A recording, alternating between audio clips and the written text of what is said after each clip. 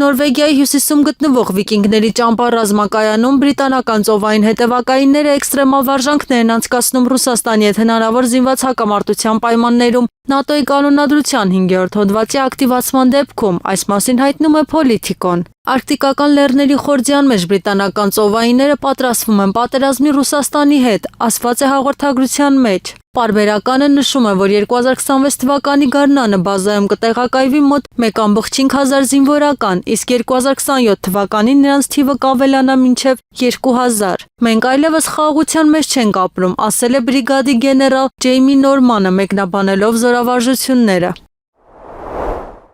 ԱՄՆ-ից վենեսուելական նավթի առաջին խմբաքանակը բաժին է հասել նախագահ Դոնալդ Թրամփի խոշոր հովանավոր ընկերությանը։ Առաջին գնորդին անվանել է Financial Times-ը։ Գնորդը դարձել է Vitol Trading-ային ընկերությունը, որի ավագ վաճառող Ջոն Ադիսոնը Թրամփին աջակցող քաղաքական կոմիտեներին նվիրաբերել է մոտ $6 միլիոն։ Վենեսուելական նավթի գնման պայմանագիրը գնահատվում է $250 միլիոն։ Մնացած հումքը ձեռք է բերել խոշոր վաճառող Trafigura-ն։ ԱՄՆ էներգետիկայի նախարարությունում այդ ընկերությունների ընտրությունը բացատրել են նրանով, որ վերջիններս պատրաստ են օպերատիվ կերպով կատարել նավթի համար առաջին վճարումները։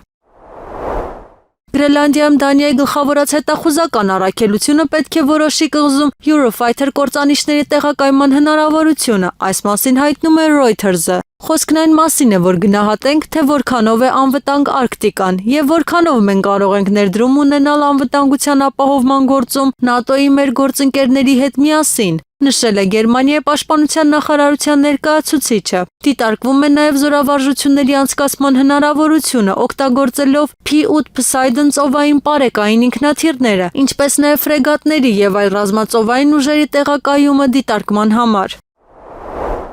Եվրամիությունը վախենում է քննադատել ԱՄՆ նախագահ Դոնալդ Թրամփի հավակնությունները Գրենլանդիայի նկատմամբ Ուկրաինայի ճակատագրի պատճառով։ Նման տեսակետով հանդես է եկել Պոլիտիկո պարբերականը։ Գլխավոր պատճառը, թե ինչու եվրոպացիները չեն ցանկանում ագրեսիվ գործել հանրության առջև, այն է, որ նրանք ԱՄՆ նախագահ Դոնալդ Թրամփի աջակցությունը կենսական նշանակություն են համարում Ուկրաինայի համար անվտանգության գործուն երաշխիքներ տրամադրելու հարցում, ասված է հրապարակման մեջ։